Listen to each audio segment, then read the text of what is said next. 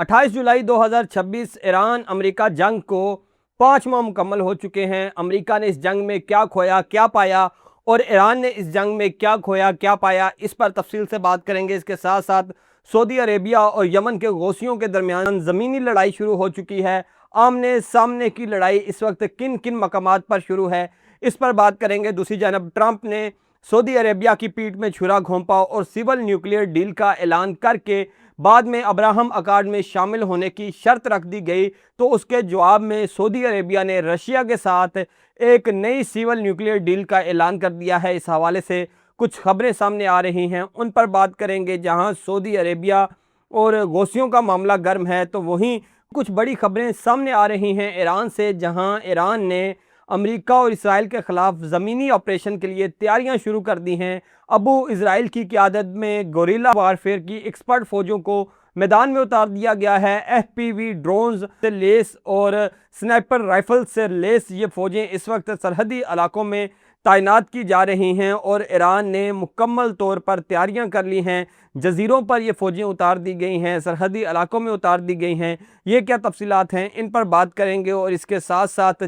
चीन इस वक्त एक्टिव हो चुका है मशरक़ वुस्ता के अंदर, और मशरक़ वुस्ता की जो असला ख़रीदने की इंडस्ट्री है, वहाँ से अब अमेरिका के असले का ख़ात्मा होने जा रहा है और चीन एंट्री करने जा रहा है। ये क्या तफसीलात हैं, इन पर भी बात करेंगे। और कुवैत की वजारत ख़ारजा दफ़ाई मुआहिदा तय पाने के बाद 28 जुलाई को पाकिस्तान पहुँच रही है और पाकिस्तान के वज़ीर ख़ारजा से मुलाकात करेंगे। कौन सी नई डेवलपमेंट्स होने वाली हैं, इन डेवलपमेंट्स के हवाले से भी आपको आगाह करेंगे। लेकिन उससे पहले अगर आपने अभी तक वीडियो को लाइक नहीं किया तो लाइक कर लें, चैनल को सब्सक्राइब नहीं किया तो लाजमी सब्सक्राइब कर लें, कमेंट बॉक्स में अपनी राय से आगाह करें। फेसबुक, इंस्टा, टिकटॉक और ट्विटर पर देखें तो फॉलो कीजिए। 28 फरवरी से जंग शुरू हुई थी। अमेरिका और इसराइल ने मिल के ईरान पर हमले किए थे और आयतुल्ला अली ख़ामेनी को शहीद कर दिया गया था। आज 5 माह मुकम्मल हो चुके हैं इन हमलों को, और इन 5 माह में जब ये हमले हुए तो डिफेंस एनालिस्ट ये कह रहे थे कि ईरान ने सिर्फ एक काम करना है,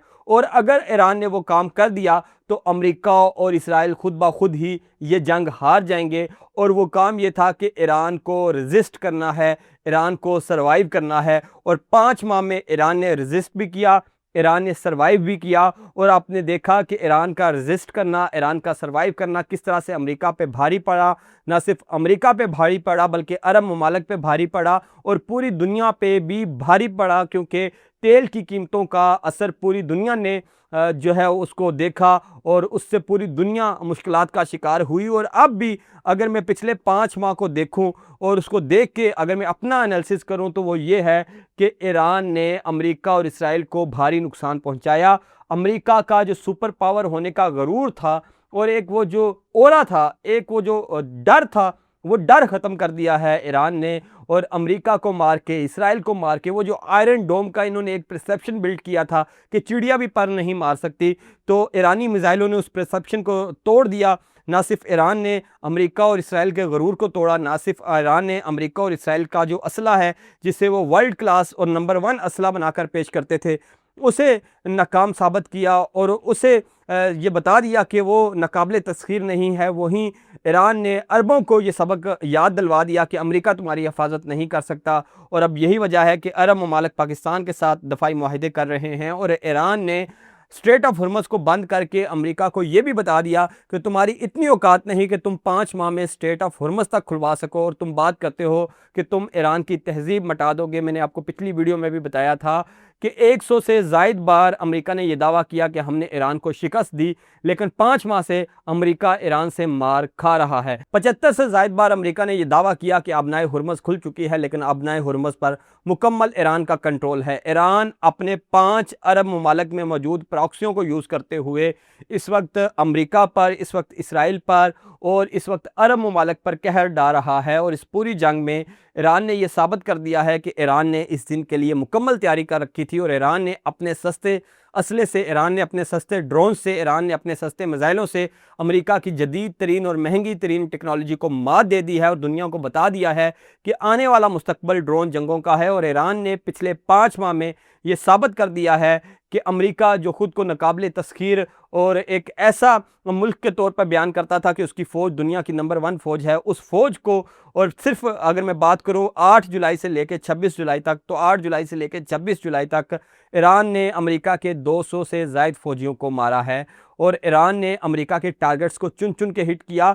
और वो जो एयर डिफेंस सिस्टम जिन पे अमेरिका को बड़ा मान था, वो एयर डिफेंस सिस्टम तक ईरान ने नकारा बना दिए हैं। और इस 5 माह की जंग में ईरान ने साबित कर दिया है कि वही असल सुपर पावर है मशरक़ वुस्ता की। और अब अमेरिका और इसराइल ईरान में ज़मीनी फ़ौजें उतारने पर काम कर रहे हैं, उसकी प्लानिंग कर रहे हैं, उसकी फील्डिंग सेट की जा चुकी है और ज़मीनी फ़ौजें उतारने के लिए गल्फ़ ममालिक में, इत्तेहादी ममालिक में फ़ौजों को पहुँचा दिया गया है। और ईरान ने भी इसके जवाब में अपनी गोरिल्ला फ़ौजों को एक्टिव कर दिया है। अबू इज़राइल जो अराकी एक कमांडर हैं, उनको ईरान बुलवाया गया जब पहली बार जंगबंदी हुई, और उस जंगबंदी के बाद अबू इज़राइल को ये टास्क सौंपा गया कि वो ईरानियों को तैयार करें गोरिल्ला वारफेयर के लिए। और उसके लिए करोड़ों ईरानियों ने अपने आप को रजिस्टर करवाया कि वो इस जंग में हिस्सा लेना चाहते हैं, और उनको अबू इज़राइल ने गोरिल्ला वारफेयर की ट्रेनिंग दी। अब उन लोगों को जदीद तरीन स्नाइपर राइफल्स की देकर, उन लोगों को जदीद तरीन FPV ड्रोन्स देकर मैदान जंग में उतार दिया गया है। अबू इज़राइल की क़यादत में सरहदी इलाकों पर उनको भेज दिया गया है। इसके साथ साथ जजीरों पे उनको उतार दिया गया है कि अगर अमेरिका और इसराइल की फ़ौजें ईरान में घुसने की शरारत करती हैं, कोशिश करती हैं, तो उनको भरपूर जवाब दिया जा सके। मैंने आपको पहले भी बताया था कि जजीरा किशम पर ईरान ने अमरीकी फ़ौजियों का सामना किया और अमेरिका ने वहाँ पे अपने कमांडो और नेवी सील्स को उतारा, लेकिन जब वहाँ पे वो उतरे तो ईरानी फ़ौजें पहले से ही उनके इंतज़ार में बैठी थी, उनको भरपूर जवाब दिया गया। और ईरानी फ़ौज ने जजीरों पर टनल्स का एक सिस्टम बना रखा है, बिल्कुल वैसा ही जो गज़ा के अंदर था। और 2 साल की जंग के बावजूद इसराइल उस टनल सिस्टम को एक्सपोज नहीं कर सका था, पकड़ नहीं सका था। वैसा ही टनल सिस्टम ईरान ने अपने जजीरों पर भी बना रखा है। और अगर ज़मीनी जंग होती है तो ईरान अमेरिका और इसराइल को भरपूर जवाब देने के लिए मुकम्मल तौर पर तैयार है। जहाँ ईरान अमेरिका और इसराइल को जवाब देने के लिए तैयार है, तो वहीं दूसरी जानब सऊदी अरेबिया और गौसियों के दरमियान आमने सामने की जंग शुरू हो चुकी है। गौसियों के खिलाफ सऊदी बैग जो यमनी हुकूमत के लोग हैं या फ़ौज है, उसने भी हमला कर दिया है ज़मीनी रास्ते से, और फिर सऊदी अरेबिया की सरहद से भी गौसियों पर ज़मीनी हमला कर दिया गया है। और इस वक्त ज़मीनी लड़ाई भी शुरू हो चुकी है। और ये बताया जा रहा है कि 96 घंटे का अल्टीमेटम दिया गया है, और 96 घंटे में वो इलाका जो गौसियों के ज़ेर कब्ज़ा है उसको दोबारा से आज़ाद करवा लिया जाएगा, और सऊदी लेड जो गवर्नमेंट है यमन के अंदर, वो उस इलाके का कंट्रोल संभाल लेगी। इस वक्त ज़मीनी ऑपरेशन गौसियों के ख़िलाफ़ तेज़ कर दिया गया है, क्योंकि गौसियों ने सालसी को रिजेक्ट करते हुए सऊदी अरेबिया की उन तनसीबात को निशाना बनाया जिससे सऊदी अरेबिया की मईशत जुड़ी थी। और फिर उन तनसीबात को निशाना बनाने की वजह से जो आग के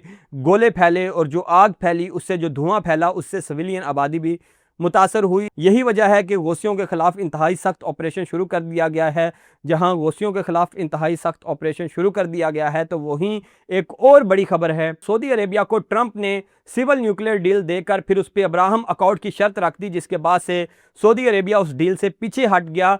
और सऊदी अरेबिया ने उस डील से पीछे हटते ही अमेरिका को एक और बड़ा सरप्राइज़ दिया है, और रशिया के साथ सऊदी अरेबिया ने साल 2015 में सिविल न्यूक्लियर डील के हवाले से जो एक MOU साइन किया था, उस हवाले से अब सऊदी अरेबिया ने अपने जो वजारत ख़ारजा है उसको अहकामात जारी कर दिए हैं, और रशिया के साथ सिविल न्यूक्लियर डील के लिए मुज़ाकरात हो सकते हैं। और उसके साथ साथ सऊदी अरेबिया ने चीन को भी एंगेज कर लिया है, और चीन के साथ भी सिविल न्यूक्लियर डील के लिए मुज़ाकरात हो सकते हैं, क्योंकि सऊदी अरेबिया ने फैसला कर लिया है कि ईरान की मौजूदा सिचुएशन, जिस तरह से ईरान ने नथ डाली हुई है अमेरिका और इसराइल को, सऊदी अरेबिया के लिए न्यूक्लियर प्रोग्राम ज़रूरी हो चुका है, और सऊदी अरेबिया हर हाल में न्यूक्लियर प्रोग्राम पर काम करेगा। यही वजह है कि सऊदी अरेबिया ने अब रशिया और चीन की जानब देखना शुरू कर दिया है। और इससे एक और बुरी खबर है अमेरिका के लिए, वो ये है कि जैसे जैसे अमेरिका का मशरक़ वुस्ता से सफाया होता जाएगा, मशरक़ वुस्ता के ममालिक का अमेरिका पे एतमाद कम होता जाएगा, तो वैसे वैसे पाकिस्तान का मशरक़ वुस्ता में जहाँ किरदार बढ़ेगा, तो साथ साथ चीनी असले का किरदार भी बढ़ेगा, और चीन की वेपन इंडस्ट्री जो है वो मशरक़ वुस्ता तक पहुंचेगी, और अमेरिका की वेपन इंडस्ट्री का यहाँ से सफाया हो जाएगा। और अब तुर्किया ने बड़ा ऐलान किया है, जिस तरह से सऊदी अरेबिया ने न्यूक्लियर डील के मामले पर धोखे के बाद रशिया से रब्ता कर लिया, चीन से रब्ता कर लिया, तो वैसे ही F-35 के मामले में धोखा देने पर तैयब उर्दगान ने चीन से रब्ता किया है, और अब चीन से जदीद तरीन तैयारे खरीदने की बात हो रही है, और मुमकिन तौर पर तुर्किया भी चीन का असला खरीद लेगा। और इस वक्त खित्ते में जो सूरत हाल बन रही है वो ना अमेरिका के लिए अच्छी है, ना इसराइल के लिए अच्छी है। और जो 5 माह की जंग हुई उसने भी ये साबित कर दिया कि अमेरिका और इसराइल इस खित्ते में बुरी तरह नाकाम हुए हैं और ईरान ने उनको नाको चने चबवाए हैं। जहां ईरान ने अमेरिका और इसराइल को नाको चने चबवाए हैं, तो वहीं पाकिस्तान का किरदार मशरक़ वस्ता में सब उसकी तारीफ़ कर रहे हैं। कुवैत के साथ पाकिस्तान का डिफेंस डील हुआ और उस डिफेंस डील के बाद कुवैत की वजारत ख़ारजा के लोग पाकिस्तान पहुँच रहे हैं आज, और आज वो पाकिस्तान के वज़ीर ख़ारजा से मिलेंगे, नायब वज़ीर आज़म से मिलेंगे और मुस्तक़बिल के लाए अमल के हवाले से कुछ बड़ी डेवलपमेंट्स होने वाली हैं। पाकिस्तान में सरमायाकारी के हवाले से कुछ बड़ी डेवलपमेंट्स होने वाली हैं। पाकिस्तानी बेरोज़गार नौजवानों के लिए कुछ बड़ी खुशखबरियाँ आने वाली हैं। इन तमाम तर तफसीलात पर जैसे ही ये मीटिंग ख़त्म होगी तफसीलात सामने आएंगी, आपको आगाह करूँगा। तब तक के लिए इजाज़त दें। वीडियो अच्छी लगी तो कमेंट बॉक्स में अपनी राय से आगाह करें। वीडियो को लाइक लाजमी करें। यूट्यूब पर देख रहे हैं तो सब्सक्राइब करें। फेसबुक, इंस्टा, टिकटॉक और ट्विटर पर देख रहे हैं तो फॉलो कीजिए। मुझे इजाज़त दीजिए। अल्लाह हाफिज़।